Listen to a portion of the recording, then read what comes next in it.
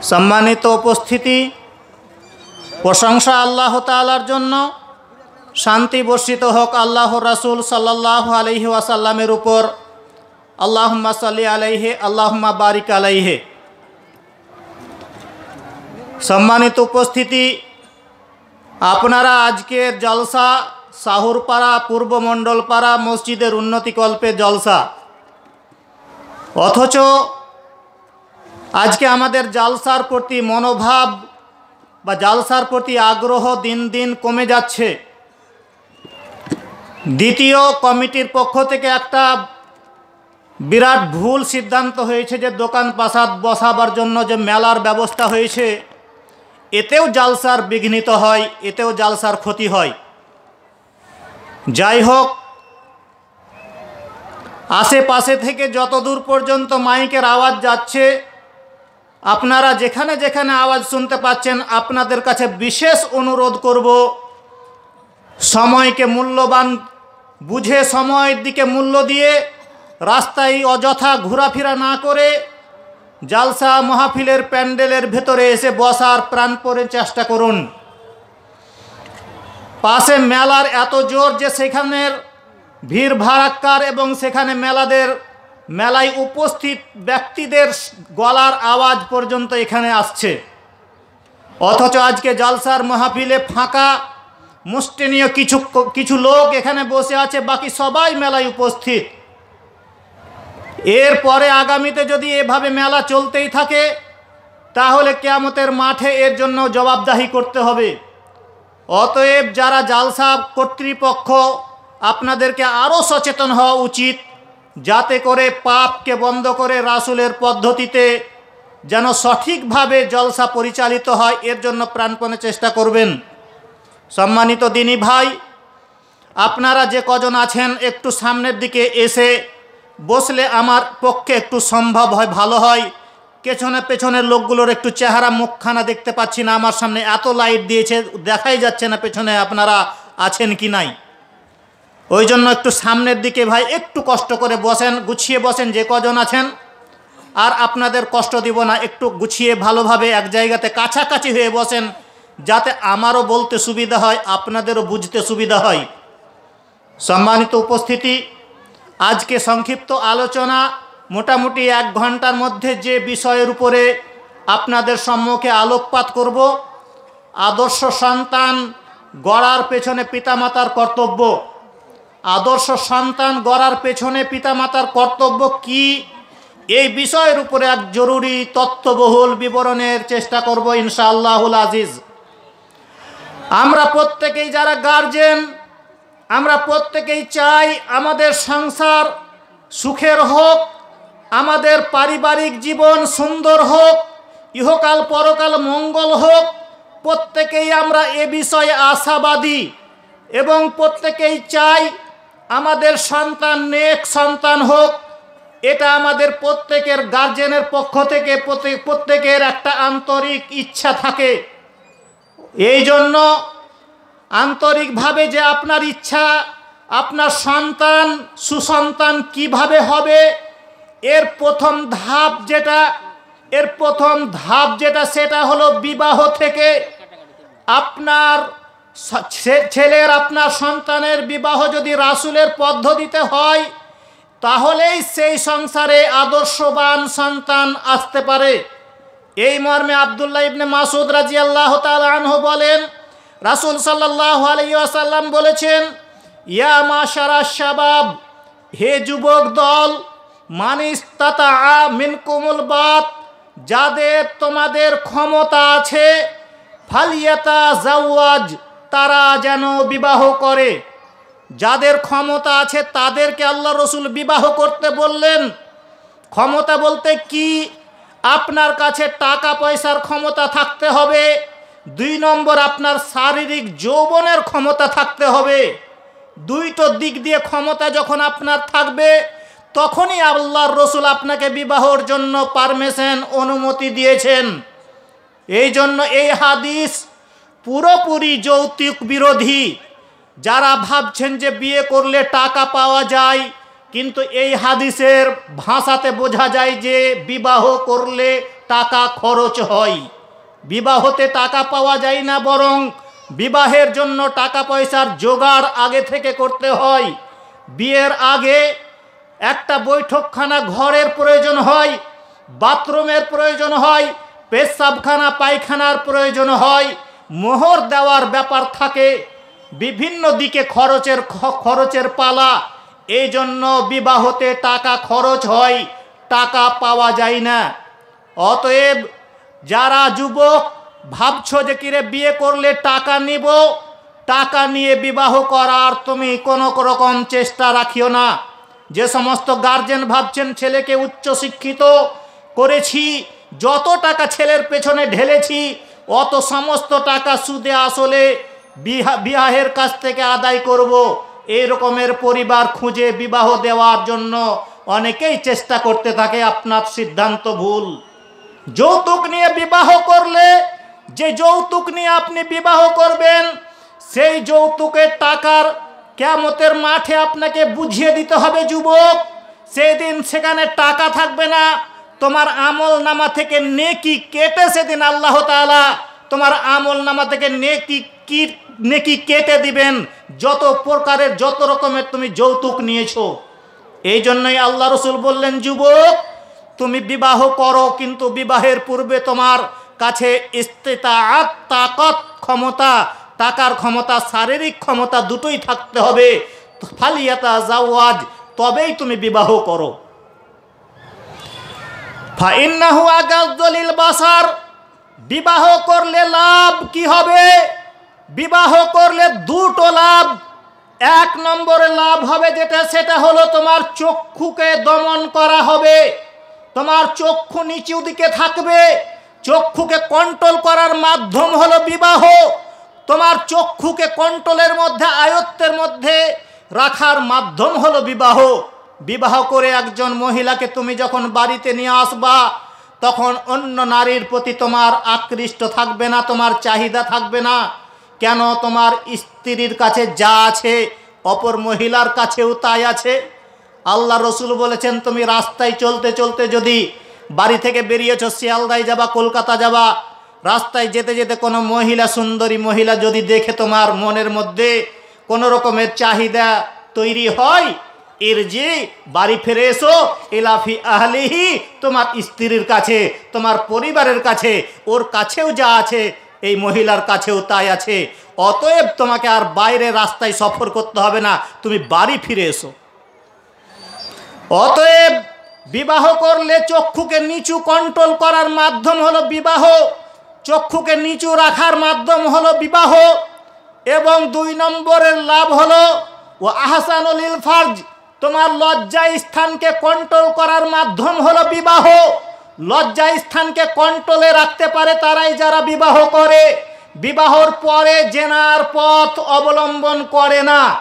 বেশির ক্ষেত্রেই কিছু কিছু লোক ভুল পথে শয়তানের খপ্পরে পড়ে, নিজের নাফসের চাহিদাকে পূরণ করার জন্য শয়তানের ধোঁকাতে পড়ে বিবাহের পরেও যারা খারাপ পথে যায়, জেনা ব্যভিচারের পথে লিপ্ত হয়, তাদেরকে বাঁচতে হবে। তবে বেশিরভাগ লোক বিবাহ করার পরে জেনার পথ থেকে বেঁচে যায়, জেনার মতো নোংরা পাপ থেকে বেঁচে যায়। আল্লাহ রসুল সাল্লাল্লাহু আলাইহি ওয়াসাল্লাম বলেন, আল বিক্র বিল বিক্রে জিলদু মিআউ তাগরিবু সানা, অবিবাহিত কোনো পুরুষ, অবিবাহিত কোনো নারী যদি জেনা করে, বিবাহর পূর্বেই যদি জেনায় লিপ্ত হয়, তাহলে তাদেরকে 100 লাঠি মেরে এলাকা থেকে 1 বছরের জন্য তাড়িয়ে দিতে হবে। আজকে সমাজের মধ্যে বহু যুবক যুবতী ধরা পড়ে যারা অপকর্মে লিপ্ত হয়। আজকে সমাজ ব্যবস্থাও এত খারাপ, যারা বিচার করে মরল যারা, তারা বিচারও সঠিকভাবে করে না। তাদেরকে এমনভাবে 100 লাঠি পিটায়, 10খানা লাঠিকে একসাথে বেঁধে বলে যে আস্তে আস্তে করে 10 বার বাড়ি দিয়ে হয়ে গেল 100 বার। এই প্রথা, এই রকমের নিয়ম পদ্ধতিতে বিচার ব্যবস্থা হচ্ছে। এমনকি জরিমানা করে, কিছু টাকা দিয়ে তাদেরকে জরিমানা করা হয়। অতএব আল্লাহর রসুল বলছেন, তাদেরকে এমনভাবে প্রকাশ্য খোলা মাঠে এমন জায়গাতে দুজনকে নিয়ে এসে এমনভাবে সমস্ত যেন 100 200 500 লোক দেখে যে ধরা পড়েছে এদেরকে। পিঠে যখন চাবুকের বাড়ি পড়বে, লাঠির বাড়ি পড়বে, ওরে মারে বাপরে যখন করবে, তখন লোকে তখন জিজ্ঞাসা করবে বুবু একে মারছে কেন? তখন বলবে যে চুপ কর, জানিস না ধরা পড়েছে যে অমুকের বেটার সাথে। এই রকমের নীতি থাকতে হবে, তাহলে যেন অন্যজন দেখেও ভয় পায়, যাতে জেনার পথ আর জেনার মতন পাপ কাজে আর লিপ্ত না হয়। কিন্তু দুর্বল আমাদের ব্যবস্থা, সমাজ ব্যবস্থা, এরকমের ব্যবস্থা নেওয়া হয় না। তাই তো আল্লাহ রসুল বললেন যে জেনার মতন পাপ যদি করে কোনো যুবক কোনো যুবতী, তাহলে তাদেরকে 100 লাঠি মারো, এবং প্রকাশ্যে মারো, ফাঁকা জায়গাতে মারো, শত শত লোকের সামনে মারো, যাতে করে দেখে অন্য আর একজন শিক্ষা নেয় যে হ্যাঁ এর সঙ্গে যেটা হয়েছে আমার সঙ্গেও এটা হতে পারে, অতএব আমাকে সাবধান থাকতে হবে। আল্লাহ রসুল বলছেন আশ-শাইব বিশ-শাইবি আর-রাজাম, যারা বিবাহর পরেও যারা জেনায় লিপ্ত হয়, বিবাহ হয়ে গেছে, 2টা 4টা ছেলের মা, কত রাত দিন খবরের মধ্যে দেখছেন, মোবাইলে খবরে দেখছেন পালিয়ে গেল পাকিস্তান থেকে সীমা হায়দার 4-4টে সন্তান ছেলে মেয়েকে নিয়ে দিল্লি চলে আসলো। কত রকমের খবর রাত দিন শুনতে পাচ্ছেন যে এইভাবে যারা নিজের স্বামী থাকা সত্ত্বেও, নিজের ছেলে সন্তান থাকা সত্ত্বেও বিবাহের পরে যারা জেনায় লিপ্ত হয়, তাদের জন্য আল্লাহ রসুল বলছেন তাদেরকে ইট পাথর মেরে মেরে তাদেরকে হত্যা করতে হবে, ইট পাথর মেরে তাদেরকে শেষ করে দিতে হবে। এমনকি তাদেরকে তাদের বেঁচে থাকার কোনো উপায় নাই, দুনিয়াতে কোনো অধিকার নাই। যারা ভাবির সঙ্গে, যে দেওর ভাবি দেওরের মধ্যে যারা এই রকমের অপকর্ম করে, যারা শালিকার সঙ্গে যারা এই রকমের নোংরামি কাজ করে, তাদেরকে ইট পাথর মেরে তাদেরকে হত্যা করতে হবে। আল্লাহ রসুল সাল্লাল্লাহু আলাইহি সাল্লাম বললেন যে তাদের বেঁচে থাকার কোনো অধিকার নাই, তাদেরকে মেরে ফেলতে হবে। এই জন্য 2টো লাভ হবে বিবাহ করলে, চক্ষু নিচে থাকবে, লজ্জা স্থান হেফাজতে থাকবে। ওয়ামাল্লাম ইয়াস্তাতে, তোমার কাছে টাকা পয়সার বিকল্প পথ নেই, তোমার কাছে টাকা পয়সা জোগাড় নেই, যুবক কি করবে? আল্লাহ রসুল বললেন না তো এই যুবক তুমি টাকা লোন নিয়ে নাও, ব্যাংক থেকে ঋণ করে নাও, ধার করে নাও, এভাবে তুমি লোন নিয়ে টাকা কাজ চালিয়ে নাও, বিবাহটা করে নাও। রাসূল তো এটা বললেন না। আল্লাহ নবী বললেন না, তোমার জন্য বিবাহের পারমিশন নাই। তোমার কাছে যতদিন টাকার জোগাড় না হবে ততদিন পর্যন্ত তোমাকে কি করতে হবে? ফালাইহি বিসওম, তুমি রোজা রাখতে থাকো, রোজা রাখতে থাকো। মাসে 5টা 10টা 15টা করে এইভাবে 10টা 8টা 10টা করে তুমি মাঝে মধ্যে রোজা চালিয়ে যাও, রোজা চালিয়ে যাও, আর টাকার জোগাড় করতে থাকো, রোজা চালিয়ে যাও, রোজাও রাখতে থাকো আর টাকার জোগাড় করতে থাকো। টাকা যখন জোগাড় হয়ে যাবে তখন তুমি তোমার স্ত্রীকে দিয়ে তোমার যৌবনকে সেখানে ঠাকাতা। কিন্তু এখন তোমার বিবাহর উপার্জন, তোমার কাছে টাকা নেই, এর জন্য তোমার জন্য বিধান হলো তুমি রোজা রাখতে থাকো। কেননা নিশ্চয় রোজা মানুষের যৌবনকে দমন করে রাখে, নিশ্চয় রোজা মানুষের যৌবনকে থামিয়ে রাখে, নিশ্চয় রোজা মানুষের যৌবনকে কন্ট্রোলে রাখে। আল্লাহ রসুল বললেন যে তুমি রোজা চালিয়ে যাও। অতএব রাসূলের পদ্ধতি অনুযায়ী আপনার সন্তানের বিবাহ দিবেন। এবার একটা বিবাহের জন্য একটা সুন্দর দেখে পাত্রীর প্রয়োজন। আবু হুরায়রা রাদিয়াল্লাহু তাআলা আনহু বলেন, রাসূল সাল্লাল্লাহু আলাইহি ওয়াসাল্লাম বলেছেন, তুনকাহুল মারআতু লিআরবাঈন, বিবাহ বন্ধনে জড়াবার জন্য মানুষ 4টে জিনিস সাধারণত দেখে, 4টে গুণ দেখা হয়। মেয়েটাকে দেখতে গিয়ে 4 প্রকার ভাবে তাকে দেখা হয়। লিমালিহা, মেয়েটার বাপের মাল সম্পত্তি কত আছে, মেয়েটার বাপের কাছে কত প্রপার্টি আছে, জমি জায়গা কত আছে, কারবার কি আছে, এই রকমের তাকে মাল দৌলত, টাকা পয়সা, বাড়িঘর, প্রপার্টি দেখা হয়। ওয়ালি জামালিহা, মেয়েটা সুন্দর কিনা সেটা দেখা হয়।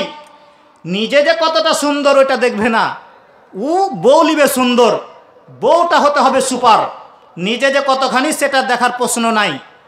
ওয়ালে হাসাবিহা, এবং তাদের বংশটা কেমন, তাদের নাম ধাম আছে কিনা, বাপদাদাদের বংশীয়া কিনা, তাদের বাপদাদাদের নাম আছে কিনা, এটা লক্ষ্য করা হয়। আল্লাহ রসুল বলছেন ওয়ালে দিনেহা, এবং অনেকে দিনদারি দেখে, ফাজফুরফি বিজাতির দিন, দিনদারি যদি মহিলা কোথাও খোঁজ পাও, দিনদারি মহিলার যদি কোথাও সন্ধান পাও, দিনদারি মহিলার যদি কোথাও তুমি খোঁজ পাও, সেখানেই তুমি বিবাহ ঠিক করে নাও। আল্লাহ রসুল বললেন যে তোমাকে দিনদারিকে প্রাধান্য দিতে হবে, দিনদারি মহিলাকে নিয়ে আসতে হবে। কিন্তু আমরা দুনিয়াদারি লোক, দুনিয়া লোভী লোক, আজকে আমরা দিনদারিটাকে পেছনে ফেলে দিয়ে যেখানে বেশি টাকা পাবো, মাল পাবো, মোটরসাইকেল পাবো, সেখানেই আমরা বিবাহটা জুড়ে থাকি। একে বলে দুনিয়াদারি। আপনাদের এলাকাতে কেমন আছে জানি না, আমাদের লালগোলা থেকে জঙ্গিপুর এলাকা প্রচণ্ড বিড়ি বাঁধার প্রচলন। মেয়েকে দেখতে আসে যখন, তখন তাকে জিজ্ঞাসা করা হয় না তুমি সূরা ফাতিহাটা বলো তো, সূরা ফালাকটা বলো, সূরা কুল হুয়াল্লাহু ইখলাস সূরাটা বলো, আয়াতুল কুরসি বলো, এই সমস্ত কথা জিজ্ঞাসা করা হয় না। কি জিজ্ঞাসা করা হয় জানেন? কত বিড়ি বাঁধতে জানো তুমি? এটা আগে জিজ্ঞাসা করো, তুমি কতগুলো বিড়ি বাঁধার কারিগর, 1000 বিড়ির কারিগর না 2000 বিড়ির কারিগর, এটা জিজ্ঞাসা করা হয়। তার মানে কি? একে দুনিয়াদারি বলা হয়, দিনদারি বলা হয় না। আল্লাহ রসুল বললেন দিনদারি মহিলা যখন তুমি তোমার সন্তানের জন্য বৌমা করে নিয়ে আসবে, দিনদারি পরহেজগার মহিলাকে যখন তোমার সন্তানের সঙ্গে বিবাহ বন্ধনে আবদ্ধ করে নিয়ে আসবে, তখন তোমার সেই সন্তানের কাছ থেকে সুসন্তান, নেক সন্তান আশা করা যায়। অতএব সম্মানিত উপস্থিতি, একজন দিনদারি মহিলার খোঁজ পেয়ে গেছেন, ধরেলেন একটা পাশের গ্রামে 2-4 গ্রাম ছেড়ে সেখানে একজন দিনদারি মহিলার খবর পেলেন। সেখানে গিয়ে আমাদের এলাকাতে কি হয়, অনেকে বউকে দেখতে গিয়ে আবার বায়না করা হয়। আপনার এলাকায় আছে কিনা জানি না, আপনাদের থানা আলাদা, জেলা একই হতে পারে, কিন্তু আপনাদের ইসলামপুর থানা, আমার থানা রঘুনাথগঞ্জ, জঙ্গিপুর রঘুনাথগঞ্জ এলাকায় বউকে বায়না করা হয়। বউ বায়না হবে কেন? আরে জমি কিনতে যাচ্ছেন নাকি? এটা কোনো দোকান প্রপার্টি কিনতে যাচ্ছেন নাকি? কোনো জমি কিনতে গেলে, প্রপার্টির দোকান কিনতে গেলে বায়না দিতে হয়, বউ দেখতে গিয়ে আবার বায়না হবে কেন? বায়না করা পদ্ধতি হারাম, বায়না করা যাবে না, বায়না করা পদ্ধতি একেবারে হারাম। অনেকে আবার বউকে দেখতে গিয়ে উপঢৌকন রূপে অনেক কিছু দেয়, সেটা দেওয়া যাবে না। এমনকি সেখানে খাবার দাবারের অনেক রকমের ভ্যারাইটি আইটেম থাকে, এগুলো কোনো মতেই শরীয়ত সম্মত নয়। কেননা বিবাহর আগে কোনো রকমের লেনদেন, এগুলো সমস্ত কিছুই হারাম। সম্মানিত উপস্থিতি, আপনি বায়না করবেন না, বায়না না করেই আপনি একটা নির্দিষ্ট দিন ঠিক করে বিবাহর জন্য আপনি নির্দিষ্ট দিন ঠিক করে দেন। চলে আসুন পরের সূত্রে। আপনাদের এলাকাতে আছে কিনা? আমার এলাকাতে থুবরা বলে একটা প্রচলিত আছে, যে মেয়েটাকে বসিয়ে গ্রামের সমস্ত লোক একে একে করে আসবে আর মেয়েটার মুখে থুবরা খাওয়াবে। একটা ক্ষীর রান্না করা হয়, পায়েস রান্না করা হয়। ছি ছি ছি, কি জঘন্য নোংরা বর্বর প্রথা, জঘন্য নোংরা বর্বর প্রথা। এই সমস্ত হিন্দুদের প্রথা, সেখান থেকে এসেছে এই প্রথা। এই যে থুবরা প্রথা, এটা একেবারেই হারাম। গ্রামের লোকে সবাই এসে মেয়েটার মুখে থুবরা খাওয়াবে, ক্ষীর তুলে তুলে দিবে, এটা যেন জঘন্য নোংরা প্রথা। অতএব এতে থেকেও আমাদেরকে বাঁচতে হবে। অতএব আবার হলুদ মাখার পালা সম্পর্কে সেরকম হাদিস না পাওয়া গেলেও আব্দুর রহমান ইবনে আউফ রাদিয়াল্লাহু তাআলা আনহু আল্লাহর রসুল সাল্লাল্লাহু আলাইহি সাল্লাম দেখা করলেন। দেখা করে আল্লাহর রসুল বলছেন, আব্দুর রহমান, কি ব্যাপার, তুমি বিবাহ করেছো নাকি? ওর কাপড়ে হলুদ রং লেগেছিল। তো বলছেন, জি আল্লাহর রসুল, একটা খেজুরের আঁঠি পরিমাণ স্বর্ণ দিয়ে বিবাহ করেছি। দেখেন, গরিব সাহাবী স্বর্ণ দিয়ে বিবাহ করছে। আর আপনার ছেলেকে যদি জিজ্ঞাসা করা হয়, এই বিবাহ করেছো কি দিয়ে? বলছে, না, মোটরসাইকেল নিয়ে। কি আপনার উল্টো, সাহাবা বিবাহ করছেন খেজুর দিয়ে, খেজুর পরিমাণ সোনা দিয়ে, আর আপনার ছেলের বিবাহ হচ্ছে মোটরসাইকেল 1 লক্ষ টাকা নিয়ে। অতএব আল্লাহ রসুল বললেন, আচ্ছা, একটা ছোট্ট বকরি হলেও, ছাগলের বাচ্চা হলেও তুমি অলিমা করিও। এইখান থেকে বোঝা যায় যে, এই হাদিস থেকে বোঝা যায় যে হলুদ মাখা জায়েজ, যাবে হলুদ মাখা, কিন্তু সাবধান থাকতে হবে, কোনো খালাতো বোন, ফুফাতো বোন, মামাতো বোন, কোনো ভাবি তার দেওরের গায়ে হলুদ মাখাতে পারবে না। কোনো খালাতো বোন হলুদ লাগাবে না, মামাতো বোন হলুদ লাগাবে না, চাচাতো বোন, ফুফাতো বোন হলুদ লাগাবে না। আল্লাহ রসুল সাল্লাল্লাহু আলাইহি সাল্লাম বলেন, লা তুবাশিরুল মারআতু আল মারআতা, কোনো মহিলাকে ধরে যেন জড়াজড়ি না করে, কোনো মহিলাকে ধরে যেন কোলাকুলি না করে, কোনো মহিলার গা যেন টিপে টাপে না দেখে।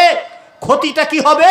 ফাতানা আতহা লিজাওজিহা কান্নাহু ইয়ানজুরু ইলাইহা, যখন আপনার স্ত্রী অপর একজন স্ত্রীর গায়ে কোলাকুলি করে, তার গাকে টিপাটিপি করে দেখে যখন যাবে, রাত্রিবেলায় বিছানাতে শুয়ে তখন বলবে, আসাদুলের বাপ শোনো, খালেদার মার শরীরটা কত নরম। তখন আপনার স্বামী, তখন আপনি তাকে অন্তরের চক্ষুতে দেখবেন। এই জন্য আল্লাহর রসুল নিষেধ করেছেন, মহিলার গায়ে যদি হাত দিয়ে বুকে কোলাকুলি করে যদি না করতে পারে, তা আমার তো বুঝে আসে না যে খালাতো বোনটা কি করে তার ভাইয়ের গায়ে হলুদ মাখাতে পারে, ভাবি তার দেওরের গায়ে কি করে হলুদ মাখাতে পারে। এভাবে মাখানো যাবে না। যদি তোমার হলুদ মাখার খুবই শখ হয়, তোমার দাদি মাখাবে, তোমার নানি মাখাবে, তোমার খালা মাখাবে, তোমার মা মাখাবে, তাদের কাছ থেকে নিয়ে মাখো। কিন্তু কোনো যুবতী মহিলা তোমার গায়ে যেন হলুদ না মাখায়, না হলে বিবাহের সূচনাতেই ভুল থাকবে, বিবাহের সূচনাতেই ভুল থেকে যাবে। এর জন্য তোমাকে খেসারত কিয়ামত পর্যন্ত টানতে হবে।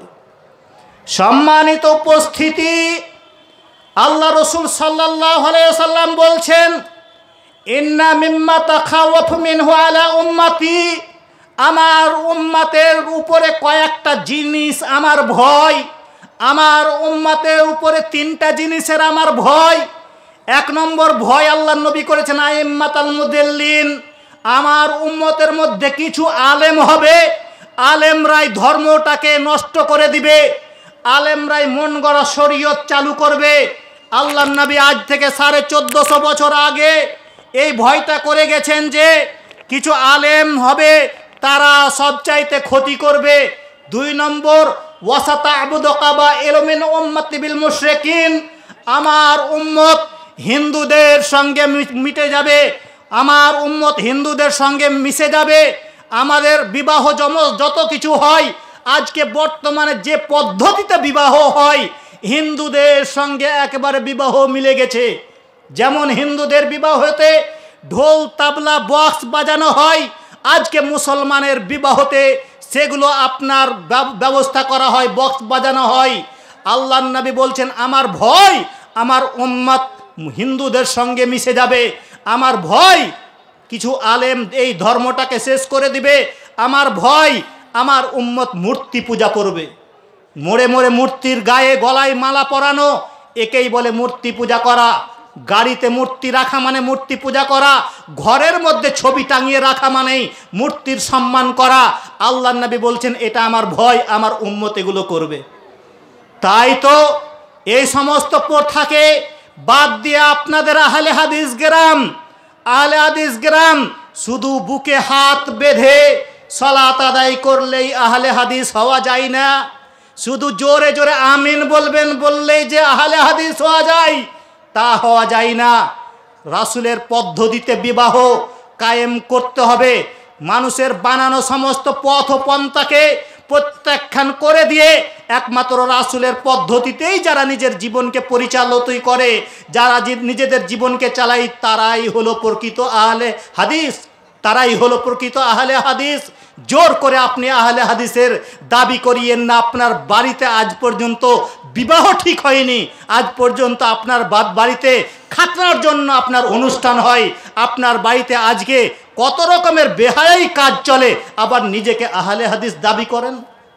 সম্মানিত উপস্থিতি, এর পরের সূত্রে চলে আসুন।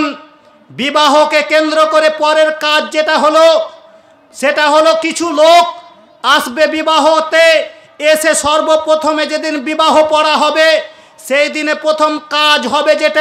প্রথমেই কাজ যেটা হবে আল্লাহর হামদ এবং রাসূলের প্রতি দরুদ। তারপরে বিবাহ সম্পর্কিত কিছু কথা আলোচনা। কিন্তু অনেক জায়গাতে ভুল করে দেয়, আগে বিবাহ পড়িয়ে নেয়, পরে খুতবা দেয়। আগে বিবাহ পড়িয়ে নেয়, পরে খুতবা দেয়। আরে আল্লাহর হামদ হবে, রাসূলের প্রতি দুরূদ হবে, তবেই তো বরকত হবে। কিন্তু না, আগেই অনেক জায়গাতে বিবাহ পড়িয়ে নেয়, বিবাহ তো হয়েই গেল, পরে আল্লাহর রসুল আর হামদ করে, এগুলো আর কি হবে? এই জন্য প্রথমেই আল্লাহর হামদ, রাসূলের প্রতি দুরূদ, তারপরে খালেদার বাপ নিজে দাঁড়িয়ে থেকে বলবে, আমার মেয়ে খালেদা এত টাকা দেনমোহর, এত টাকা নগদ, এত টাকা বাকিতে তোমাকে স্বামী রূপে গ্রহণ করতে ইচ্ছুক, তুমি তাকে কবুল করলা। বুখারী শরীফের হাদিস কাবিল তু, এই কথাটা বরাবর চলে আসছে। ছেলেটা বলবে কাবিল তু মানে কবুল করলাম। তারপরে উপদেশমূলক কিছু কথা আল্লাহ রসুল বলতেন, উপদেশমূলক কথা কিছু বলতেন। তারপরে এখানে মাজমা শেষ হয়ে যাবে। বারাকাল্লাহু লাকা ওয়া বারাকা আলাইকা ওয়া জামা বাইনাকুমা ফি খাইরিন, এই দোয়া বলে আপনার সেইখানকার মজলিস শেষ, দুয়ার মজলিস শেষ, বিবাহর মজলিস শেষ। বিবাহর করে এসে এবার বাসর রাতের পালা। বাসর রাত বলে কোনো কথা নাই, বাসর ঘর সাজাতে হবে। একাধিক সহিহ হাদিস দ্বারা প্রমাণিত বাসর ঘর সাজাতে হবে। বাসর ঘর বলে বাসর ঘরে সাজাতে হবে। আয়েশা রাদিয়াল্লাহু তাআলা আনহা বলছেন, আমি আমার বান্ধবীদের নিয়ে খেলা করছিলাম, হঠাৎ করে আমার মা ডাকলেন। আমি আমার বান্ধবীদেরকে নিয়ে এমন একটা দোলনাতে বসে খেলাচ্ছিলাম, একদিক উঁচু হলে একদিক নিচু হয়, আর একদিক উঁচু হলে একদিক নিচে হয়। ওই সময়তে আমাকে ডাকলেন আয়েশা, আমি ছুটে আসলাম। এসে আমার শরীরে ধুলোবালি লেগেছিল, ধুলোবালিগুলো পরিষ্কার পরিচ্ছন্ন করে আমার মা আমাকে সুন্দর করে সাজালেন। সাজিয়ে একটা ঘরের মধ্যে নিয়ে গেলেন। দেখি সেখানে আল্লাহর রসুল সাল্লাল্লাহু আলাইহি ওয়াসাল্লাম। অতএব সেখানে দাঁড়িয়ে থাকলাম। কিছুক্ষণ পরে আসমা বিনতে ইয়াজিদ আসলো। আসমা বিনতে ইয়াজিদ এসে একটা শরবতের গ্লাস আমার হাতে দিয়ে বলছেন, আয়েশা লাও, রাসূলের হাতে দাও। আমি তো লজ্জায় পড়ে গেলাম, আমি রাসূলের পাশে জীবনে কোনোদিন দাঁড়াইনি, আমার বয়স এখন 9 বছর, আমি রাসূলকে গ্লাস দিই কি করে, আমি রাসূলকে কিভাবে গ্লাস দিব? আমি তো চুপ হয়ে দাঁড়িয়ে থাকলাম। আমাকে ধমক দিয়ে আয়েশাকে বলছেন, আসমা বিনতে ইয়াজিদ বলছেন, আয়েশা যাও, রাসূলের হাতে গ্লাসটা দাও। আমি রাসূলকে দিলাম, রাসূল পান করলেন। পান করার পর আল্লাহ রসুল বলছেন, আয়েশা তুমি পান করো। আয়েশা পান করলেন। তারপরে বলছেন, আসমাকে দাও। আসমাকে দাও বলতেই চট করে বলে উঠেছে, আল্লাহ রসুল গ্লাসটা আপনার কাছ থেকে নিতে চাই। আচ্ছা আচ্ছা ঠিক আছে, আয়েশা দাও। আল্লাহ রসুল তার হাতে দিলেন, পান করলেন। অতএব এই হাদিস থেকে বোঝা যায় যে বাসর রাত সাজাতে হবে এবং সেখানে মিঠাইয়ের, মিষ্টি জিনিসের ব্যবস্থা রাখতে হবে। ক্বালাত ইন্নী কায়্যানতু আয়েশাতা লিরাসূলিল্লাহি সাল্লাল্লাহু আলাইহি ওয়াসাল্লাম। আসমা বিনতে ইয়াজিদ বলছেন, আমি আল্লাহর রাসূলের বাসর ঘরের জন্য আয়েশাকে আমি সুসজ্জিত করে সাজালাম। তবে কি দিয়ে সাজালাম সেখানে বলা নাই। তবে আমরা মনে করি বাজারে যা কিছু পাবে তাই দিয়ে আপনার স্ত্রী সাজবে। জি, এ কথা ঠিক। বাজারে বিউটি পার্লারে যা কিছু পাওয়া যাবে তাই দিয়ে সাজাতে হবে, কনেকে সাজাতে হবে। একাধিক সহিহ হাদিস, কনেকে সুন্দর করে সাজাতে হবে। তবে আপনার মেহেন্দি লাগাতে হবে, হাতের নখে নেল পালিশ দেওয়া যাবে না। নেল পালিশ দেওয়া হলো ইহুদি খ্রিস্টানদের মহিলাদের পতিতালয়ের বৈশিষ্ট্য। হাতে নেল পালিশ দেওয়া যাবে না, মেহেন্দি লাগাতে হবে। পায়ের নখে মেহেন্দি লাগাতে হবে। যেখানে যেখানে মেহেন্দি লাগালে নিজেকে সুন্দরী বলে মনে হবে সেখানে সেখানে মেহেন্দি লাগাতে হবে। উপস্থিত বৈঠকের মা ও বোন, আপনার হাতে যদি নেল পালিশ লাগা থাকে, জরুরি ভিত্তিতে আপনি এক্ষুনি এই মুহূর্তে ছিলে ফেলুন। অতএব সুন্দর করে সাজতে হবে, তবে নেল পালিশ লাগা যাবে না। আল্লাহ রসুল এ কথাটাও বললেন, সুন্দর করে সাজতে হবে, তবে টিপ দেওয়া যাবে না। টিপ দেওয়াটা হলো হিন্দুদের প্রথা। হিন্দুদের মহিলাদের বিবাহের 3টি পদ্ধতি আছে। একটি হলো বিবাহ রাক্ষসী বিবাহ, যে জোর করে মেয়ের বাপ বিবাহ দিবে না, ছেলেটা যদি জোর করে তার কপালে টিপ পরিয়ে দেয় বিবাহ হয়ে যায়। এটা হলো হিন্দুদের প্রথা। অতএব টিপ দেওয়া যাবে না। টিপ দেওয়াটা হলো হিন্দুদের প্রথা। বিবাহতে অনেক জায়গাতে দেখি একটা বর মুকুট পরে, আবার অনেক জায়গাতে দেখা যায় এই মুকুটটাও সাধারণত হিন্দুদের কাছ থেকে এসেছে। কেন? হিন্দুরা যেগুলো করবে, অন্য জাতির যারা করবে সেইভাবে আমাদের করা যাবে না, সব কিছু করতে হবে। কিন্তু চোখের উপরে ভুরু চিকন করা যাবে না। অনেকে ভুরুকে চিকন করে কেটে সরু করে, এটা করা যাবে না। কেন? এটা সৃষ্টির পরিবর্তন। আপনার যেটা সৃষ্টির পরিবর্তন সেটা করা যাবে না। দাঁতকে ছিলে চিকন করা যাবে না। কেন? এটা সৃষ্টির পরিবর্তন। উঁচু স্যান্ডেল পরা ভালো, তাই বলে উঁচু স্যান্ডেল পরে যদি নিজেকে লম্বা দেখানো উদ্দেশ্য হয় তবে সেটা হারাম হবে। বেশিয়ার পরা ভালো, কিন্তু বেশিয়ার পরে যদি নিজেকে কম বয়সী প্রমাণ করার ইচ্ছা হয় তাহলে সেটাও তার জন্য হারাম হবে। সম্মানিত উপস্থিতি, এই জন্য আপনার স্ত্রীকে সুন্দর করে সাজাতে হবে, তবে অন্য জাতের লোকেদের মতন সাজলে হবে না। ইহুদি খ্রিস্টানদের মহিলাদের, পতিতালয়দের মহিলাদের মতন সাজলে হবে না, সুন্দর করে সাজাতে হবে। সুন্দর করে সাজানো হয়ে গেছে, সুন্দর করে সাজানোর পর এবার আপনি রাত্রিবেলাতে বাসর ঘরে সর্বপ্রথমে যেটা আপনি কপালে হাত রেখে একটা দোয়া বলতে হবে। যুবক যারা বিবাহ করনি, এই দোয়াটা শিখে লিও তোমার মসজিদের ইমাম সাহেবের কাছ থেকে। আল্লাহুম্মা ইন্নী আসআলুকা খায়রাহা ওয়া খায়রা মা জাবালতাহা আলাইহি ওয়া আউযু বিকা মিন শাররিহা ওয়া শাররা মা জাবালতাহা আলাইহি। আল্লাহ, আমার স্ত্রীর মধ্যে যে ভালো গুণ আছে সেগুলো আমি কামনা করছি। আল্লাহ, এর মধ্যে যেগুলো ভালো দিক আছে সেই ভালোগুলো আমি চাইছি। আল্লাহ, আমার স্ত্রীর মধ্যে যেগুলো অকল্যাণ আছে, এর মধ্যে পারিবারিক যে দুর্বলতা আছে, এর মধ্যে যে পারিবারিক অশান্তি আছে, সেখান থেকে আল্লাহ আমি তোমার কাছে ক্ষমা প্রার্থনা করছি। আল্লাহ, তুমি আমাকে হেফাজত করিও। এই দোয়া যদি না বলো তাহলে শয়তানের একটা ক্ষমতা থেকে যাবে, শয়তানের একটা ক্ষমতা থেকে যাবে। আদর্শ সন্তান হওয়ার পেছনে আপনার কাজ সব তখন বিফল হয়ে যাবে। সম্মানিত উপস্থিতি, দোয়া পড়া হয়ে গেল, শরবত খাওয়া হয়ে গেল, এবার 2 রাকাত সালাত আদায় হবে। 2 রাকাত সালাত স্বামী স্ত্রীতে আদায় করবে। নফল সালাত, ফরজ সালাত এক জায়গাতে পাশাপাশি দাঁড়িয়ে, মহিলা এবং পুরুষ একসঙ্গে পাশাপাশি দাঁড়িয়ে আদায় করা হয় না। এমনকি মা বেটাতেও হয় না, মা বেটাতেও আদায় করতে পারবে না। হ্যাঁ, কেমন করতে পারবেন? আপনি আপনারটা পড়ছেন, আপনার স্ত্রী নিজেরটা পড়ছে। এই রকমের যদি আলাদা আলাদা হয়, একসঙ্গে জামাতবদ্ধভাবে একই সালাত, পাশাপাশি নারী পুরুষের আদায় হবে না। অতএব আগে পিছে দাঁড়াতে হবে। যদি ফরজ সালাত হয়, স্বামীকে ইমামতি করতে হবে, তাকবীর একামত দিতে হবে, স্বামী ইমামতি করবে, স্ত্রী পেছনে দাঁড়াবে। অতএব সম্মানিত উপস্থিতি, সালাত আদায় হয়ে যাওয়ার পর 2 রাকাত সালাতের পরে লম্বা একটা দোয়া আছে। নিজের পারিবারিক জীবনকে সুন্দর করে শান্তিময় করার জন্য আল্লাহ তাআলার দরবারে আপনি দোয়া করুন। তারপরে চলে আসুন, ইবনে আব্বাস রাদিয়াল্লাহু তাআলা আনহু বলেন, রাসূল সাল্লাল্লাহু আলাইহি ওয়াসাল্লাম বলেছেন, আহাদুহুম ইযা ইরাদা আইয়াতি আহলুহু ক্বালা বিসমিল্লাহ আল্লাহুম্মা জান্নিবনা শাইতানা ওয়া জান্নিবিশ শাইতানা মা রাযাকতানা। আল্লাহ, এবার আমার স্ত্রীকে নিয়ে পারিবারিক জীবন শুরু করতে যাচ্ছি। আল্লাহ, এই দোয়াটা আপনাকে পড়ে নিতে হবে। এই দোয়া, আল্লাহ আমরা পারিবারিক জীবনকে শুরু করতে যাচ্ছি, এই শুরুতে আল্লাহ শয়তান থেকে আমরা হেফাজত চাইছি। আল্লাহ, তুমি আমাদেরকে শয়তান থেকে হেফাজত করো। আমাদের মধ্যে যে সন্তান তুমি দান করবা, সেই সন্তানকে শয়তান থেকে হেফাজত করিও। এই দোয়া যদি ভুলে যান তাহলে শয়তানের একটা বিশাল ক্ষমতা থাকবে। সন্তান, আদর্শ সন্তান তৈরি হবে না। আদর্শ সন্তান তৈরি করতে গেলে আপনাকে এই দোয়াগুলো জানতে হবে। এবার সকালবেলা, বিবাহর পরের দিন বাসর, রাতের পরের দিন সকালবেলাতেই অলিমা হবে। 7 দিন পরে, 1 মাস পর অলিমা হয় না। অলিমা বলতে বউ ভাত, অনেকে বলে বউ ভাত নয়। বউ ভাতকে পরিত্যাগ করে রাসূলের পক্ষ থেকে যেটা আমাদের জন্য, সেটা হলো অলিমা। অলিমা গঠন করতে হবে। আপনি আপনার সামর্থ্য অনুযায়ী অলিমা করবেন, অলিমাতে দাওয়াত দিবেন।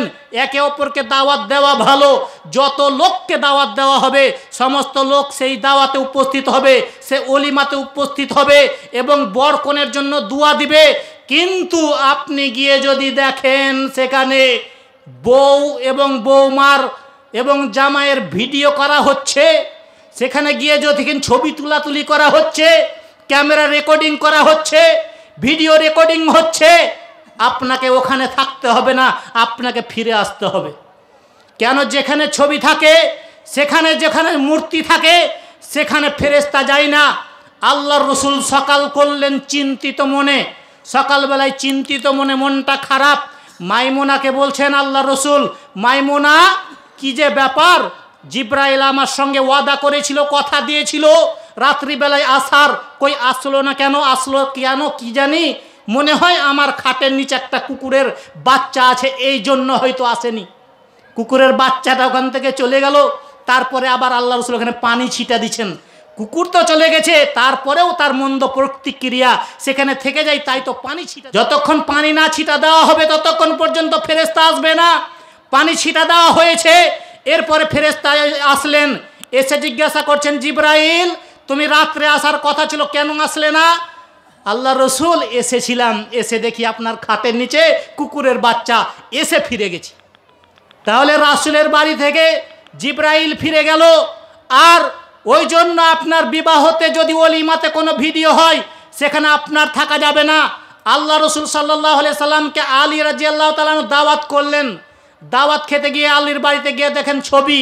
আল্লাহ রসুল ফিরে আসছেন, জিজ্ঞাসা করছেন, আলী ইয়া রাসূলুল্লাহ আপনি কেন ফিরে যাচ্ছেন, আপনি কেন যাচ্ছেন, আপনার উপরে আমার মা বাপ উৎসর্গ হোক। আলী তোমার বাড়িতে ছবি, যেখানে ছবি থাকে সেখানে ফেরেশতা আসে না, সেখানে আমার থাকা হবে না। সেখান থেকে ফিরে আসলেন। উমর সিরিয়া গেলেন। উমর সিরিয়া গিয়ে সেখানে একজন ইহুদি উমরকে দাওয়াত করে বলছেন, উমর আপনি আমার দাওয়াত কবুল করুন, আপনি আমাকে সম্মানিত করুন। উমর রাদিয়াল্লাহু তাআলা আনহু বলছেন, তোমাদের ইবাদতখানাতে মূর্তি থাকে। এখানে দেখেন আরো পাল্টে গেল কথা, শুধু আপনার বাড়িতে কেন ছবি থাকলে দাওয়াত কবুল করব না, বরং আপনার ইবাদতখানা মসজিদে যদি থাকে ছবি, সেখানেও কবুল করা যাবে না। ওমর বলছেন তোমাদের ইবাদতখানাতে ছবি থাকে, এই জন্য মূর্তি থাকে, তোমার দাওয়াত কবুল করব না। অতএব ছবি মুক্ত, প্রাণী মুক্ত, আপনার ছবি মুক্তভাবে বিবাহের ওলিমা করতে হবে, ভিডিও রেকর্ডিং করা বন্ধ করে ওলিমা করতে হবে, তবেই বরকত হবে, তবেই শান্তি মতো আপনার পরিবারটা তৈরি হবে, আদর্শ সন্তান হবে। এবার চলে আসুন আদর্শ সন্তানের পরের সূত্রে চলে আসুন। দিন যায়, মাস যায়, 1 মাস যায়, 2 মাস যায়, আপনার 6 মাস গেল, 1 বছর পর গেল, একটা সন্তান ভূমিষ্ঠ হলো, সন্তান দুনিয়াতে আসলো। সন্তান প্রসব হওয়ার সঙ্গে সঙ্গেই প্রথম কাজ যেটা হবে সেটা হবে আজান। আজান দিতে হবে, ডান কানে আজান, বাম কানে একামত। এ হাদিস জাল, মানুষ বানানো যেটা তরিকা নিয়ম, সেটা আজান দিতে হবে। জোরে আজান দিবেন না, আস্তে দিবেন সেটা আপনার ব্যাপার, জোরেও দিতে পারেন, আস্তেও দিতে পারেন। নারী দিবে না পুরুষ দিবে, কে আজান দিবে, মুয়াজ্জিন দিবে না মহিলা দিবে না ইমাম দিবে, যেই সুযোগ পাবে, যারই সুযোগ হবে সেই আজান দিবে। সর্বপ্রথম কাজ হবে আজান দেওয়া। আজান দেওয়ার পরে এবার কি করতে হবে, পরিষ্কার পরিচ্ছন্ন করতে হবে বাচ্চাটাকে, সমস্ত গায়ে শরীরে যে সমস্ত লেগে থাকবে পরিষ্কার পরিচ্ছন্ন করতে হবে। তারপরে একজন আল্লাহওয়ালা নেক লোকের কাছে নিয়ে যেতে হবে। আবু মুসা আশআরী রাদিয়াল্লাহু তাআলা আনহু বলেন, আমি আমার সন্তানকে আল্লাহর রসুলের কাছে নিয়ে আসলাম। আল্লাহ রসুল নিলেন, আল্লাহ রসুল নিয়ে তাহানিক করলেন। তাহানিক মানে একটা খেজুরকে চাপিয়ে নরম করে ওই বাচ্চার ঠোঁটের কাছে লাগিয়ে দিলেন, একে বলে তাহানিক করা, একে বলে তাহানিক করা। অতএব এটা রাসূলের পদ্ধতি। আপনি আপনার সন্তানকে পরিষ্কার পরিচ্ছন্ন করে কোনো নেক লোক, পরেজগার লোক, আল্লাহওয়ালা লোক আপনার নজরে যাকে মনে হয় তার কাছে নিয়ে যাবেন। আনাস রাদিয়াল্লাহু তাআলা আনহু বলেন, আমার মা আমাকে সুন্দর করে একটা কাপড়কে 2 ভাঁজ করলেন, একটা কাপড়ে পরিয়ে দিলেন, একটা কাপড় ঢাকিয়ে দিলেন, ঢেকে দিয়ে আল্লাহ রসুলের কাছে নিয়ে এসে বলছেন, আল্লাহ রসুল এই যা আনাস হাজা খোয়াইদে মোকা, এটা আপনার জন্য খাদেম, এটা আপনার ছোট খাদেম, ফাদউ লাহু, আপনি এর জন্য দোয়া করে দেন। আল্লাহ রসুল আনাসের জন্য দোয়া করলেন, আল্লাহুম্মা আকসির মালাহু ওয়া ওয়ালাদাহু ওয়া বারিক লাহু, আল্লাহ তুমি আনাসকে তুমি দীর্ঘজীবী করো, আল্লাহ তুমি আনাসকে জীবনে বরকত দাও, আল্লাহ তাকে সম্মান বৃদ্ধি করো, লম্বা দোয়া দিলেন। এটা হলো মা বাপের প্রথম কাজ। কোনো ভালো পরেজগার লোকের কাছ থেকে নিয়ে গিয়ে আপনার সন্তানের জন্য তার কাছ থেকে দোয়া নিতে হবে। অতএব দোয়া নিয়ে আপনি চলে আসুন ফিরে।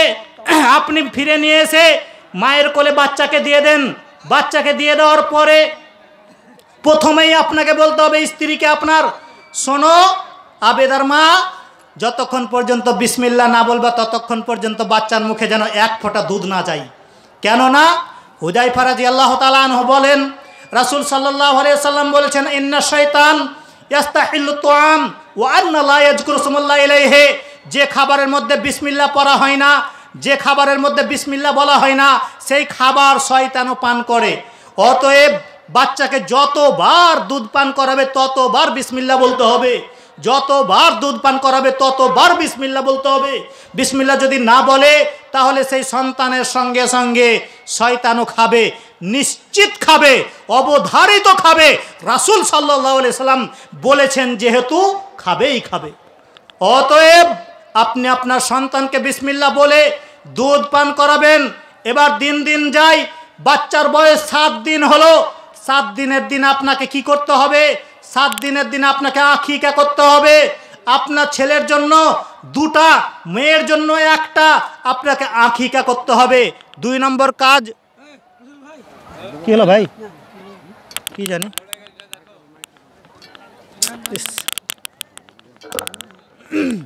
বুঝছে? শুনেন, প্রথম কাজ হলো আকিকা করা। 2 নম্বরের কাজ হলো বাচ্চাটার মাথাতে যতগুলো চুল থাকবে সমস্ত চুলগুলোকে নাড়া করে দিয়ে ওজন করে যতটা হবে সেই পরিমাণের চাঁদির দাম ধরে সেটাকে সাদকা করতে হবে। আপনার এটা 2 নম্বর কাজ হয়ে গেল। 1 নম্বর কাজ আকিকা করা, 2 নম্বরের কাজ মাথার চুলকে নাড়া করে সেই পরিমাণের ওজন করে যত পরিমাণ হবে সেই পরিমাণের আপনার রূপর দাম ধরে সেটাকে সাদকা করে দেওয়া। আর একটা কাজ হলো সেই দিন সুন্দর দেখে একটা নাম রাখতে হবে। নাম রাখার ব্যাপারে আজকে আমরা গার্জেন যারা এত উদাসীন, আজকে আমরা না গার্জেন যারা নাম রাখার ব্যাপারে কোনো চিন্তা ভাবনা করি না, যেটা মনে আসে সেটাই রেখে দিই, যেটাই মনে যায় সেটাই রেখে দিই। কোনো নাম রাখার ব্যাপারে আমরা চিন্তা ভাবনা করি না, কোনো আলেম ওলামাকেও জিজ্ঞাসা করি না। আল্লাহ রসুল সাল্লাল্লাহু আলাইহি সাল্লাম বলেন, ইন আহাব্বা আসমাইকুম ইলাল্লাহি আব্দুল্লাহি ওয়া আব্দুর রহমান। পৃথিবীতে বর্তমানে 850 কোটি লোক, এতগুলো লোকের মধ্যে সবচাইতে আল্লাহ তাআলার দরবারে 2টো নাম পছন্দ। একটা নাম আব্দুল্লাহ, 2 নম্বরের নাম হলো আব্দুর রহমান। তুদআউনা ইয়াউমাল কিয়ামাতি বিআসমাইকুম ওয়া আসমাই আবাইকুম ফাহসিনু আসমাআকুম। হে গার্জেনগণ, তোমরা তোমাদের ছেলে মেয়েদের নামগুলো শরীয়ত মতো রাখবে, তোমরা তোমাদের ছেলে মেয়েদের নামগুলো কোরআন হাদিস মতো রাখবে। কেননা কিয়ামতের মাঠে আল্লাহ তাআলা তোমার নাম ধরে তোমার ছেলের নাম ধরে ডাকবেন। অতএব নামগুলো ভালো দেখে একটা কোরআন হাদিস মতো আপনাকে নাম রাখতে হবে সেই দিন 7ম দিনে। এবং পোশাকের প্রতি এবার আপনাকে লক্ষ্য রাখতে হবে। বাচ্চা চলাফেরা করতে শিখেছে, কিছুদিন পরে 1 বছর বয়সে পা নিয়েছে, হাঁটতে শিখেছে। আপনাকে প্রথম থেকেই শুরু থেকে ছেলে হলে পায়জামা আর মেয়ে হলেও পায়জামা পরাতে হবে। প্যান্ট চলবে না, আর টাকনোর উপরে থাকতে হবে, টাকনোর নিচে যেন না থাকে। অনেক শিক্ষিতা মা MA পাস করেছে নাকি BA পাস করেছে, অথচ ওর ছেলের প্যান্টটা এখনো টাকনোর নিচে লটকে বেড়ায়। ও শিক্ষিতা কেন হবে? আমি তো ওকে বলি মূর্খ। কেন? শুধু শিক্ষিতা যদি হতো তাহলে ওর ছেলের প্যান্টটা উপরে রাখতো, টাকনোর উপরে। আল্লাহ রসুল সাল্লাল্লাহু আলাইহি ওয়াসাল্লাম ডাইরেক্ট সোজাসুজি এভাবে বলেননি যে কেউ চুরি করলে জাহান্নামে যাবে, ডাকাতি করলে জাহান্নামে যাবে, জেনা করলে জাহান্নামে যাবে। অথচ আল্লাহর নবী বলেছেন টাকনোর নিচে কাপড় থাকলে জাহান্নামে যাবে, টাকনোর নিচে প্যান্ট লুঙ্গি থাকলে জাহান্নামে যাবে। 3 প্রকার মানুষের জন্য 4টা বিপদ, 3 প্রকার মানুষের জন্য 4টা আযাব। লা ইউকাল্লিমুহুমুল্লাহু তাআলা, আল্লাহ রাব্বুল আলামিন তার সঙ্গে কথা বলবেন না। কত বড় পাপী, কত বড় পাপী, আল্লাহ তার সঙ্গে কথা বলবেন না। ওয়ালা ইউযাক্কিহিম, আল্লাহ তাকে পাক করবেন না, পবিত্র করবেন না। ওয়ালা ইয়ানজুরু ইলাইহিম, আল্লাহ তাআলা তার দিকে তাকাবেন না। কত বড় পাপী, আল্লাহ তার সঙ্গে কথা বলবেন না, তাকে পাক করবেন না, তার দিকে তাকিয়ে দেখবেন না। ওয়ালাহুম আযাবুন আলিম, তার জন্য নির্দিষ্ট রয়েছে জাহান্নামের আযাব। এই 4 প্রকারের আযাব 3 প্রকার মানুষের জন্য। 1 নম্বর মানুষ কারা? সাইখুল জানি, যারা বৃদ্ধ অবস্থাতেও জেনা করে, বুড়ো অবস্থাতেও জেনা করে, 2-4টে ছেলে মেয়ে সংসার আছে, তবুও জেনার পথে যায় তারা কত বড় পাপী, তারা কত বড় পাপী, তার জন্য এই 4 রকমের আযাব। নাম্বার 2, মালিকুল কাজ্জাব, যারা মিথ্যা কথা বলে, মিথ্যা কথার উপরে দায়িত্ব পালন করে, মিথ্যা কথা বলে নিজের দায়িত্বকে চালায়। মিথ্যুক হেড মাওলানা, মিথ্যুক হেডমাস্টার, মিথ্যুক ইমাম, মিথ্যুক মুফতি, মিথ্যুক গ্রাম পঞ্চায়েতের মেম্বার, মিথ্যুক প্রধান, মিথ্যুক এমএলএ, মিথ্যুক মন্ত্রী, মিথ্যুক ভাইস চেয়ারম্যান, মিথ্যুক চেয়ারম্যান, সবাই যারা মিথ্যা কথার উপরে দায়িত্ব পালন করে, মিথ্যা কথা বলা যাদের কাজ অভ্যাস, তারা কত বড় পাপী। আল্লাহ রাব্বুল আলামিন তাদের জন্য 4 প্রকারের আযাব। নাম্বার 3, আল মুসবিল, টাকনুর নিচে যাদের কাপড় থাকে, টাকনুর নিচে যাদের লুঙ্গি থাকে, টাকনুর নিচে যাদের প্যান্ট থাকে। অতএব আপনাকে খেয়াল রাখতে হবে, পোশাকে ভুল করিয়েন না। আপনার ছেলে মেয়ের পোশাকটা মেয়েদের জন্য টাকনুর নিচে থাকবে, ছেলেদের জন্য টাকনুর উপরে থাকবে। কিছু কিছু যুবক এটা ভেবে নিয়েছে যে শুধু সালাতের সময়ে নামাজ পড়তে যখন মসজিদে ঢুকে প্যান্টটাকে গুটিয়ে দেয়, মসজিদ থেকে বেরিয়ে যায় প্যান্টটাকে নিচে করে দেয়। কে যে ওকে ফতুয়া দিয়েছে?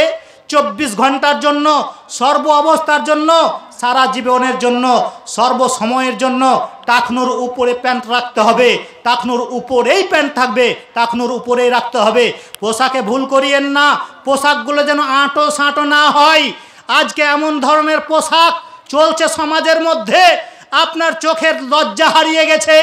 তাহাজ্জুদ পড়েন বুজরুগ আপনি, আপনার স্ত্রী তাহাজ্জুদ পড়েন, অথচ আপনার বাড়ির মেয়েটা যে চুস পায়জামা পরে নিচের দিক থেকে শুরু হতে হতে উপর দিকে মোটা রান সম্পূর্ণটা বোঝা যায়।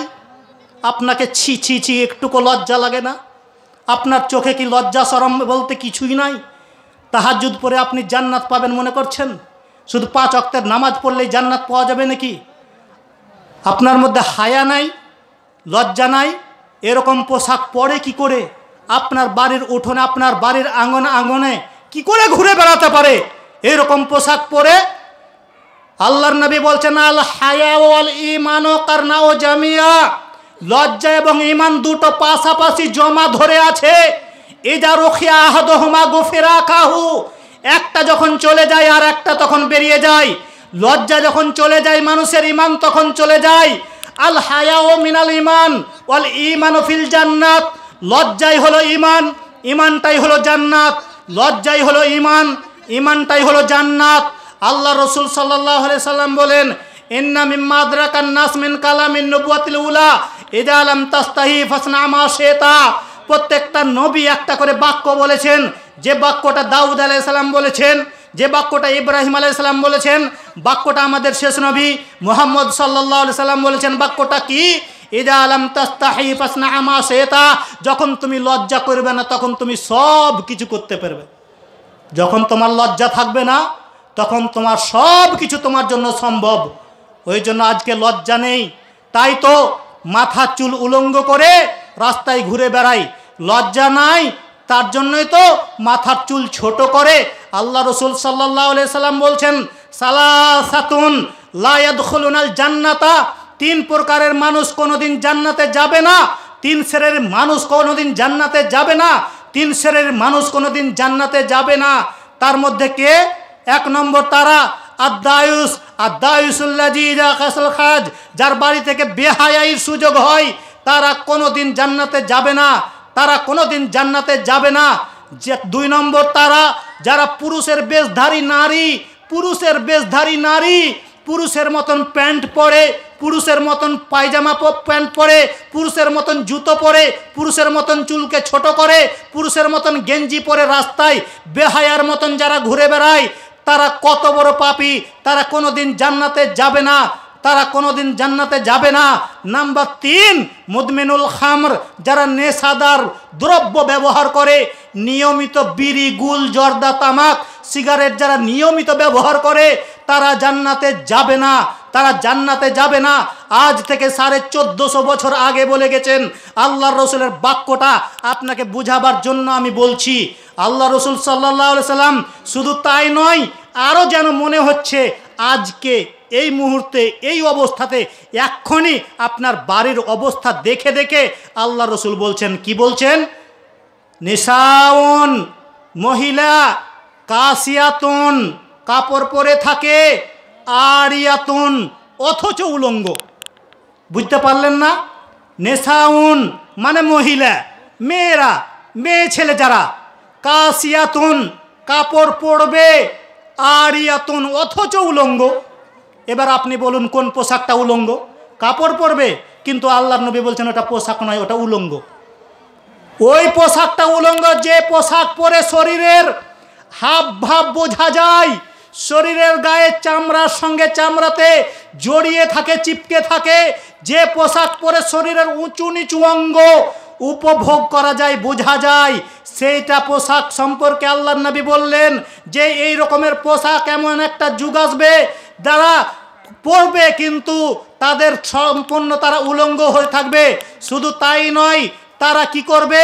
তারা রাস্তায় যখন চলাফেরা করবে তখন তারা কখনো ডান দিকে তাকাবে, কখনো বাম দিকে তাকাবে, কখনো মুচকি হাসবে।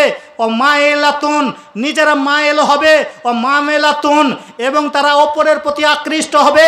ফলাফল লা ইয়াদখুলুনাল জান্নাতা, তারা জান্নাতে যাবে না, যাবে না। তারা জান্নাতে যাওয়া তো দূরের কথা, ওয়ালা ইয়াজিদান্না রিহাহা ওয়া আন্না রিহাহা লা ইউজাদু মিন মাসিরাতি কাযা ওয়া কাযা। জান্নাতের বহু বছর দূরের রাস্তা থেকে জান্নাতের খুশবু পাওয়া যাবে, অথচ ওই সমস্ত মহিলারা জান্নাতের খুশবু পর্যন্ত পাবে না। সম্মানিত উপস্থিতি, এই জন্য আপনি পোশাক ভুল করবেন না, পোশাক পরাবেন মার্জিত রকমের পোশাক। উপস্থিত বৈঠকের মা ও বোন, আপনাকে এর আগেও আমি বহুবার বলেছি আপনি শাড়ি ব্লাউজ পরবেন না। যদি বা শাড়ি ব্লাউজ পরবেন, 2 শার্টের ব্লাউজ করতে হবে। আপনার হাতের কবজি পর্যন্ত লম্বা হয়ে হাত চলে আসবে, মাজার দিকে আপনার কোমর পর্যন্ত নিচে দিকে নেমে যাবে। 1.5 থেকে 1.5 মিটার কাপড়, 1 থেকে 1.5 মিটার কাপড় দিয়ে ব্লাউজ তৈরি করে সম্পূর্ণটা যেন পরিষ্কারভাবে ঢাকা হয়। আর আপনি অর্ধ উলঙ্গ হয়ে মানে 6 ইঞ্চি মতো পিঠে খান ঢেকে, বাকিটা আপনার প্যাট পিঠ দেখিয়ে, আপনার মাথার চুল দেখিয়ে আপনি তাহাজ্জুদ পরে জান্নাত যেতে চাইছেন? জান্নাত নিজের বাপের সম্পত্তি নাকি, পৈতৃক সম্পত্তি যে জান্নাত মনে হলেই চলে যাব? আল্লাহ রসুল সাল্লাল্লাহু আলাইহি সাল্লাম বলছেন, মন মতন চলবে যারা, হুজিবাতুন নারু বিশাহওয়াত ওয়া হুজিবাতুল জান্নাতু বিল মাকারিহি, আইন কানুন নিয়ম মাফিক দিয়ে আল্লাহ তাআলা জান্নাতকে ঘিরে রেখেছে, আর মনের খাহেসাত দিয়ে জাহান্নামকে ঘিরে রেখেছে। মন মতন চলে যারা, জাহান্নামে যায় তারা। উলঙ্গ হয়ে চলে যারা, মন মতন চলে তারা। মন মতন চলে যারা, জাহান্নামে যাবে তারা। আজ থেকে 1450 বছর আগে আল্লাহ রসুল বলে গেছেন। সম্মানিত উপস্থিতি, পোশাকের দিকে ধ্যান করার পর আপনার বাচ্চার বয়স এবার চলে আসুন। বছর যায়, আপনার বাচ্চার বয়স 7 বছরের হয়েছে। 7 বছর বয়স আপনাকে কি করতে হবে? আল্লাহ রসুল বলছেন, মুরু আওলাদুকুম বিসসালাত ওয়া হুম আবনাউ সাবঈ সিনিনা। আপনার বাচ্চার বয়স 7 বছর বয়স, আপনাকে সলাতের জন্য আদেশ করতে থাকতে হবে, আদেশ করতে হবে, বলতে হবে, বেটা বৎস চলো, আব্বু সলাতের জন্য চলো। ঠান্ডার সময় পিঠে হাত বুলিয়ে, মাথায় হাত বুলিয়ে, বুঝিয়ে বাজিয়ে গরম পানি করে, আব্বু চলো সলাত আদায় করতে হবে, চলো। 7 বছর বয়সে। উপস্থিত বৈঠকের যারা শ্রোতা, আপনারা বলুন তো 7 বছর বয়সে কারা কারা আপনাদের সন্তানকে বলতে থাকেন? 10 বছর বয়সে আল্লাহর রসুল বলেছেন, 10 বছর বয়সে তোমার সন্তানকে মায়ের দিতে হবে, মেরে তাকে সলাত আদায় করাতে হবে। 10 থেকে নিয়ে 15, 7 থেকে নিয়ে 15, 8 বছর আপনার ট্রেনিং চলবে। 8 বছর ট্রেনিং চলবে শুধু সলাতের প্রতি আপনি তাকে জমাবার জন্য। 15 বছর বয়সের এমন কোনো ছেলে, 15 বছর বয়সের এমন কোনো মেয়ে যেন বাড়িতে না থাকে বেনামাজি অবস্থাতে। এই জন্য সলাত একটা এমনই বিধান, সলাত আদায় করতেই হবে। সলাত আদায় করতে গেলে কাপড়ের প্রয়োজন হয়, কাপড় আপনার কাছে নাই, বিনা কাপড়েই সলাত আদায় করতে হবে। কাপড় আপনার কাছে নেই, একদম উলঙ্গ আছেন, উলঙ্গ অবস্থাতেই সলাত আদায় করতে হবে। সলাত আদায় করতে গেলে পশ্চিম দিকে মুখ করে সলাত আদায় করতে হয়। পশ্চিম বুঝতে পারছেন না, এমন পরিস্থিতি ট্রেনে বাসে আছেন, আপনাকে বিনা পশ্চিমেই সলাত আদায় করতে হবে। আপনি পানির প্রয়োজন হয়, পানি পাচ্ছেন না, তায়াম্মুম করে আপনাকে সলাত আদায় করতে হবে। তায়াম্মুমের জন্য মাটি পাচ্ছেন না, বিনা মাটিতে বিনা তায়াম্মুমেই সালাত আদায় করতে হবে। সালাত এমনই একটা বিধান, এর মাপ নাই। আপনি দাঁড়িয়ে পড়তে পারবেন না, বসে পড়বেন না, পারবেন না, শুয়ে পড়বেন, কিন্তু সালাত কোনো সময় আপনার জন্য মাপ নাই। অন্য অন্য বিধান আছে যেগুলো আপনাকে আদায় করার জন্য বিকল্প পথ আছে। আপনি রোজা রাখতে পারবেন না, অন্য বিকল্প পথ আছে। হজ করতে পারবেন না, বিকল্প পথ আছে। কিন্তু আপনার সালাত এমনই একটা ইবাদত, এর জন্য আপনাকে নিজেকে আদায় করতে হবে। আল্লাহ রাসূল এই জন্য বলেছেন, বাইনাল আবদি ওয়া বাইনাল কুফরি তারকুস সালাত। সালাত আদায় যারা করে তারা আল্লাহর প্রিয় বান্দা, যারা সালাত আদায় করে না তারা কাফের। এই হাদিসের ব্যাখ্যা দিতে গিয়ে সেই সময় ইমাম আহমদ ইবনে হাম্বল বলেছিলেন, যারা সালাত আদায় করে না, অলসতাভাবে সালাত আদায় করা ছেড়ে দেয়, তাদেরকে হত্যা করতে হবে। ইমাম আবু হানিফার মতে সেই সময় ফতোয়া দিয়েছিলেন তাদেরকে ধরে জেলখানায় বন্দি করতে হবে। বর্তমান ওলামারা ফতোয়া দিচ্ছেন, স্বামী সালাত আদায় করে স্ত্রী করে না, বা স্ত্রী সালাত আদায় করে স্বামী করে না, তাদের বিবাহ থাকে না, তাদের বিবাহ থাকবে না। লোকজন ডাকতে হবে না, এলাকার মন্ত্রী ডাকতে হবে না, এলাকার মেম্বার ডাকতে হবে না, এমনিতেই শেষ হয়ে যাবে। সম্মানিত উপস্থিতি, যাই হোক, দীর্ঘক্ষণ আলোচনা যেগুলো করা হলো, সহি কোরআন ও হাদিসের মধ্যে নিজের সন্তানদেরকে জাহান্নাম থেকে বাঁচার জন্য, জান্নাতে যাওয়ার জন্য আমাদেরকে গার্জেনদেরকে সতর্কতা হতে হবে, নিজেদেরকে সাবধান হতে হবে। আপনাদেরকে নিজেকে বাচ্চাদের সঙ্গে সময় দিতে হবে। এদিকে ওদিকে ফজুল চায়ের দোকানে মোড়ে গিয়ে বসা অভ্যাসটা পরিবর্তন করুন। আজকের আলোচনার শেষ হাদিস বলেই আজকে সংক্ষিপ্ত আলোচনা এখানেই সমাপ্ত করব। উকবা ইবনে আমির রাদিয়াল্লাহু তাআলা আনহু قال قلت يا رسول الله من নাজাত। আল্লাহ রসুলকে বলছেন, আল্লাহর রসুল, বাঁচার উপায় কি? পরিস্থিতি এরকম, এলাকার দেশের পরিস্থিতি এরকম, বাইরে গেলেই গুনহা, জাহান্নাম থেকে বাঁচবো কিভাবে? আপনার কোনোদিন মনে হয়েছে ইমাম সাহেবকে জিজ্ঞাসা করি, হালাত এরকম, পরিস্থিতি এরকম হয়ে গেল যুগ, কি করে বাঁচবো জি ইমাম সাহেব? কিন্তু সাহাবি আল্লাহর নবীকে বলছেন, আল্লাহ রসুল, মান নাজাত, বাঁচার উপায় কি? তিনটা অপশন। বক্তব্যের সমস্ত অংশটা ভুলে গেলেও এই তিনটা কথা সঙ্গে নিয়ে যাবেন। তিনটা কথা, তিনটা বাক্য, তিনটা অপশন, এই তিনটাকে সাথে নিয়ে যাবেন।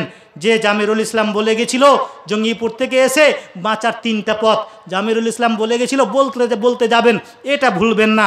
আমলিক আলাইকা লিসানাকা, নিজের মুখকে কন্ট্রোল করো, নিজের মুখকে বন্ধ করো। মুখ খুললেই ক্ষতি, মুখ খুললেই বিপদ, মুখ খুললেই তোমার বিপদ। অতএব নিজের জবানকে বন্ধ রাখো, মুখকে বন্ধ রাখবা। নাম্বার 2, ওয়া সাআকা বাইতুকা, নিজের বাড়িতে থাকো। বাড়ি থেকে বেরোলেই পাপ, বাড়ি থেকে বেরোলেই গুনাহ, বাড়ি থেকে বেরোলেই ক্ষতি। অতএব তুমি তোমার বাড়িতে থাকো, নিজের আহাল পরিবারকে নিয়ে তাদেরকে ভালো আদব কায়দা, ভালো শিক্ষা দাও, তাদের সঙ্গে সময় ব্যয় করো। নাম্বার 3, ওয়ায়াবকা আলা খাতিয়াতিকা, নিজের পাপগুলোকে স্মরণ করো, নিজের পাপগুলোকে স্মরণ করে করে আল্লাহ তাআলার দরবারে কান্নাকাটি করো, তাহলেই বেঁচে যাবা। সম্মানিত উপস্থিতি, রাসূলের সহি পদ্ধতিতে আমরা আমাদের জীবনকে পরিচালনা করার জন্য আল্লাহ তাআলা আমাদের তৌফিক দান করেন, এবং আমাদের শরীর রাসূলের সুন্নাত অনুযায়ী নিজেদের সন্তানদের বিবাহ দিয়ে তাদের সন্তানদের কাছ থেকে আবার সুসন্তান পাওয়ার